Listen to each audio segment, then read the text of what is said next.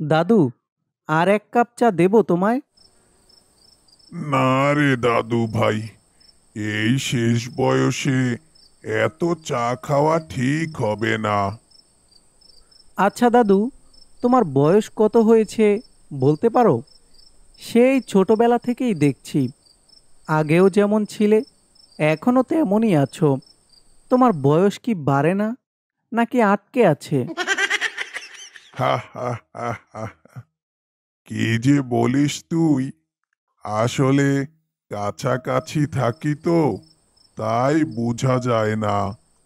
তুই আর আমি যদি দূরে থাকতাম, তাহলে পরিবর্তনটা চোখে পড়তো। কি ব্যাপার, হ্যাঁ? কি নিয়ে দাদু নাতির মধ্যে এত গভীর আলাপ চলছে শুনি? তোকে বললাম বিকেলে আসতে, সারা বিকেল কোনো কাস্টমার ছিল না, একা একা বসেছিলাম। এই একটু আগেই দাদু আসলো। একটু ঘুমিয়েছিলাম বিকেলে, মরার ঘুম। তোর সাথে কথা বলার পরেই চলে আসলো। আয়, বস এখানে। চা খাবি? হুম, খাবো।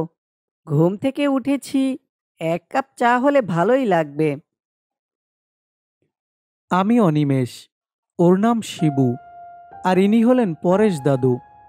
যথেষ্ট ভালো মনের মানুষ। সেই ছোটবেলা থেকেই চিনি ওনাকে। যেমন জ্ঞানী লোক, তেমনি মিশুক। মুখে সব সময় হাসি লেগেই থাকে। পূব আকাশে কালো মেঘ জমেছে, হালকা ঠান্ডা বাতাস বয়ে যাচ্ছে। এমনিতেই শীত শীত লাগছে, তার মধ্যে এখন আবার বৃষ্টি নামলে শীতটা আরও বেড়ে যাবে।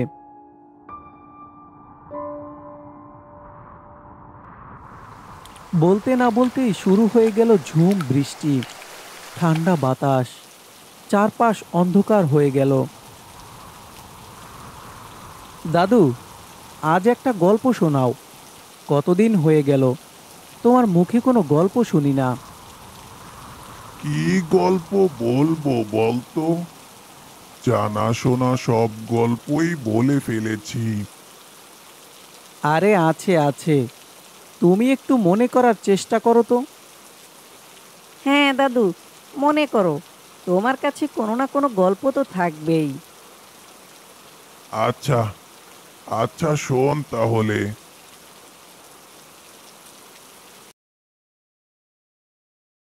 আজ থেকে প্রায় ৩০ বছর আগের কথা। তখন তোদের জন্মই হয়নি। এই গ্রামে তখন মানুষের বসতি ছিল খুবই কম। গ্রামের মাঝখান দিয়ে বয়ে গেছে লম্বা একটা খাল। বেশিরভাগ মানুষের জীবিকার মূল উৎস ছিল নদীতে মাছ ধরা। চারপাশে ছিল ঘন জঙ্গল। সন্ধ্যার পর মানুষের আনাগোনা খুব একটা চোখে পড়ত না। আমার বাবা ছিলেন এই গ্রামের ছোটখাটো একজন কবিরাজ। যতটুকু জানতেন তা দিয়েই গ্রামের মানুষের উপকার করার চেষ্টা করতেন। আস্তে আস্তে বাবার পরিচিতি এক গ্রাম থেকে অন্য গ্রামে ছড়িয়ে পড়ে। জিনভূতের ছোটখাটো সমস্যার সমাধান করতেন বাবা।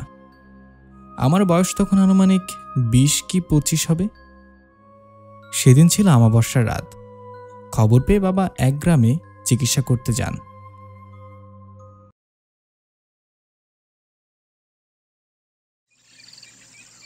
অনেক রাত হলেও বাড়িতে ফিরে আসেননি। আমরা ভেবেছিলাম হয়তো রাত বেশি হওয়ার কারণে আসেননি।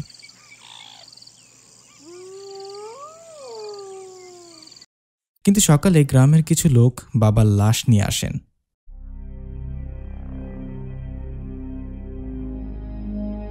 কিভাবে মারা গেছেন জানি না, তবে লোকমুখে শুনেছি আমার বাবার মৃত্যু হয়েছে কোনো এক শক্তিশালী বদ্ধ জিনের কারণে। বাবার মৃত্যুর পর কেমন যেন নিজের ভেতর একটা জেদ চেপে বসল। যেভাবেই হোক বাবার রেখে যাওয়া কাজটা আমি করব, আর বদজিন জাতিকে একটা উচিত শিক্ষা দেব। বাবার কাছ থেকে আমি কিছু কাজ শিখে রেখেছিলাম, যাদের গ্রামের মানুষের ছোটখাটো ঝাড়ফুঁকের কাজ শুরু করলাম। কিছু ছোট ছোট কাজের সুবাদে গ্রামের অনেকের কাছেই পরিচিত হয়ে উঠলাম। আমাদের পাশের গ্রামের বিষ্ণুবাবু, ওনার একটা মেয়ে ছিল, দেখতে একদম পরীর মতো সুন্দরী ছিল। একদিন গভীর রাতে উনি আমার বাড়িতে আসলেন। দাদা, দাদা, আপনি এক্ষুনি আমার সাথে চলুন। আমার আমার মেয়েটার জীবন বাঁচান। আহা, শান্ত হন। কি হয়েছে আমাকে খুলে বলুন তো। এরপর উনি আমাকে সব খুলে বললেন। সন্ধ্যার পর থেকে নাকি ওনার মেয়ে অস্বাভাবিক আচরণ করছে, যাকে কাছে পাচ্ছে তাকেই মারছে, কারো কারোর শরীরে নাকি কামড়ও বসিয়ে দিয়েছে। সব শুনে দ্রুত বেরিয়ে পড়লাম, যদিও আমি এই কাজ করতে পারবো কিনা বুঝতে পারছিলাম না।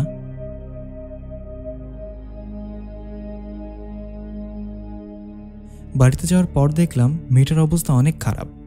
চোখ মুখ কেমন যেন ফ্যাকাশে হয়ে গেছে, চোখ দুটো যেন আগুনের গোলা। আমাকে দেখিয়ে রেগে গিয়ে মেয়েটি বলল, তুই এখানে কেন? কে আসতে বলেছে তোকে? কেউ আসতে বলেনি আমাকে, আমি নিজেই এসেছি। এখন বল, তুই শুধু শুধু মেয়েটাকে কষ্ট দিচ্ছিস কেন? কে তুই? যাকে তাকে পরিচয় দিয়ে নিজেকে ছোট করতে চাই না।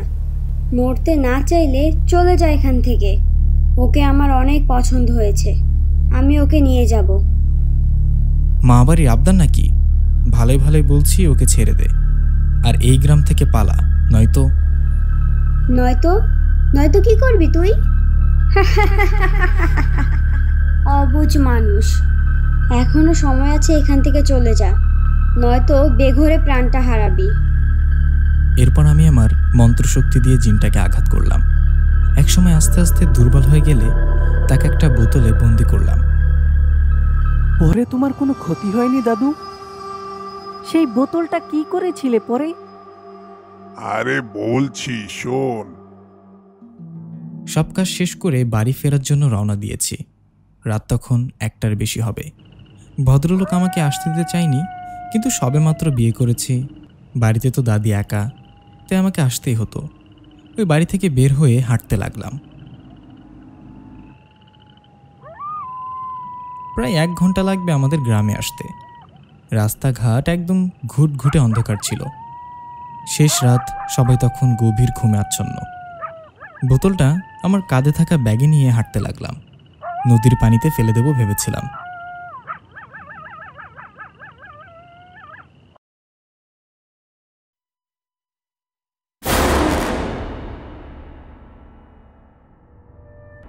কিছু দূর আসতেই মনে হলো আমার পেছন পেছন কেউ আসছে, গুটি গুটি পায়ে হেঁটে আসছে আমার দিকে।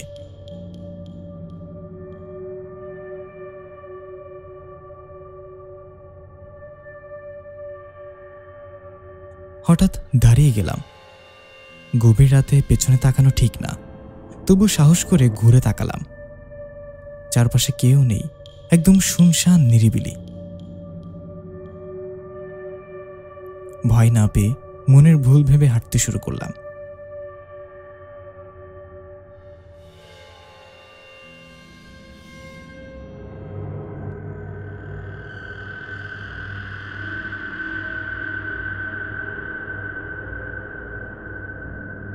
আপনি কি একা?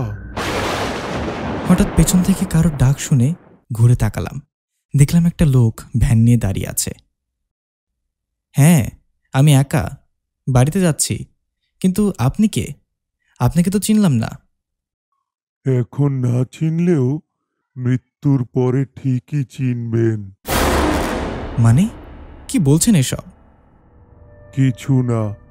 কোথায় যাবেন চলুন, আমি আপনাকে নামিয়ে দেই। না থাক, আমি একাই যেতে পারবো। লোকটা আর কিছু না বলেই সোজা ভ্যান চালিয়ে চলে গেল।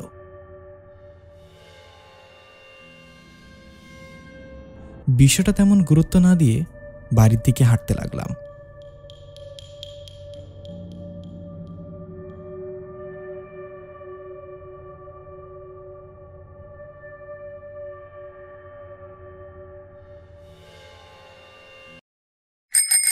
হঠাৎ ভ্যানের শব্দ শুনে সামনে তাকাতেই দেখলাম সেই লোকটি। কি ব্যাপার, উনি তো একটু আগেই আমাকে ক্রস করে চলে গেলেন, এখন আবার সামনে থেকে আসলেন কিভাবে? এবার তিনি একা না, সাথে একজন মহিলাও আছে, তবে তার মুখটা দেখা যাচ্ছে না। কি হচ্ছে কিছুই বুঝতে পারছি না। চোখের ভুল নাকি সত্যি অন্য কিছু হতে যাচ্ছে আজ আমার সাথে? আস্তে আস্তে ভ্যানটা কোথায় যেন মিলিয়ে গেল।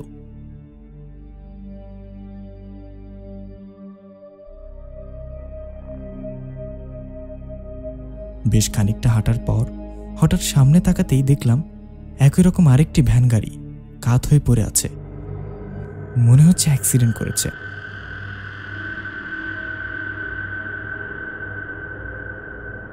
দ্রুত কাছে গেলাম, কিন্তু আশেপাশে কাউকে দেখতে পেলাম না। এবার অনেক ভয় পেলাম। এতদিন ধরে এসব কাজ করছি, কিন্তু এমন অবস্থায় কখনো পড়িনি।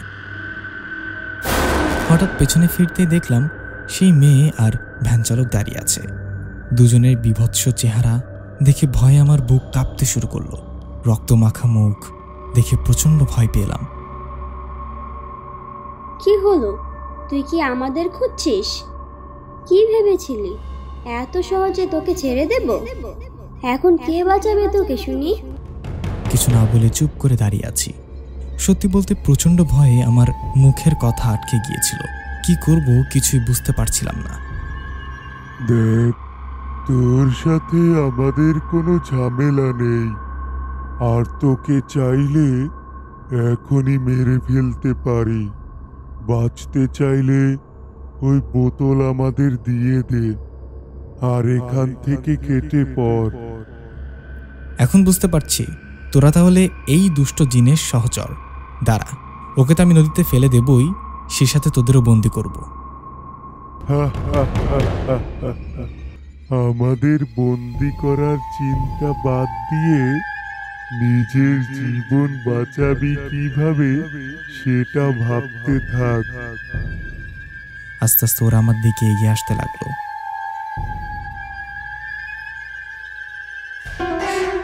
প্রচন্ড ভয়ে শরীর ঘামতে শুরু করলো। চারপাশ ঝাপসা দেখতে শুরু করলাম।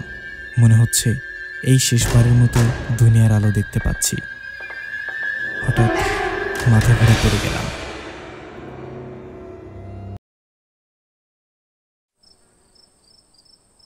জ্ঞান ফিরতেই নিজেকে হাসপাতালের বেডে খুঁজে পেলাম।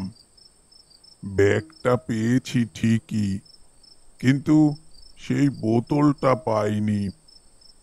দুদিন পর খবর পেলাম বিষ্ণুবাবুর মেয়েটাও মারা গিয়েছে। মৃত্যুর আগে তার অনেক কষ্ট হয়েছিল। সারা শরীর, নাক, মুখ একদম বিভৎস হয়ে গিয়েছিল। ভয়ে কেউ কাছে যেত না। যাকে কাছে পেত তাকেই কামড় বসিয়ে দিত। দুষ্টু পিশাচগুলো মেয়েটাকে অনেক কষ্ট দিয়ে মেরেছে। এরপর থেকে আর কখনোই আমি এসব কাজ করতে যাইনি।